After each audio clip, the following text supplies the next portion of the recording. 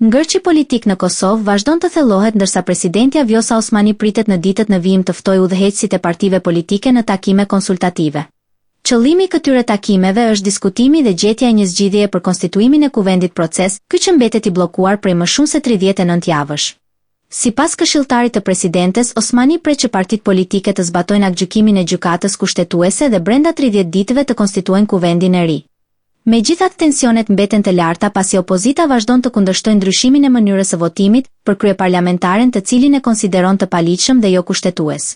Më 28 qershor kreu i lëvizjes Vetëvendosja Albin Kurti organizoi një takim konsultativ me udhëheqësit e partive, por pas 2 orësh diskutimesh nuk u arrit asnjë marrëveshje për tejkalimin e ngërçit politik.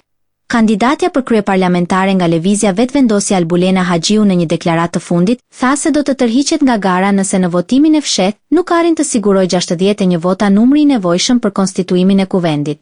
Sipas Kushtetutës së Kosovës, kuvendi konsiderohet i konstituuar vetëm pasi të zgjidhen kryetari dhe 5 nënkryetarët me shumicë prej 61 votash. Vetëm pas përfundimit të këtij procesi lëvizja Vetëvendosje si fituese e zgjedhjeve mund të fillojë përpjekjet për formimin e qeverisë së re. Situata mbetet e tensionuar dhe pasiguria politike po shtohet duke e çuar Kosovën drejt një ngërçi institucional që po rrezikon stabilitetin dhe zhvillimin e vendit.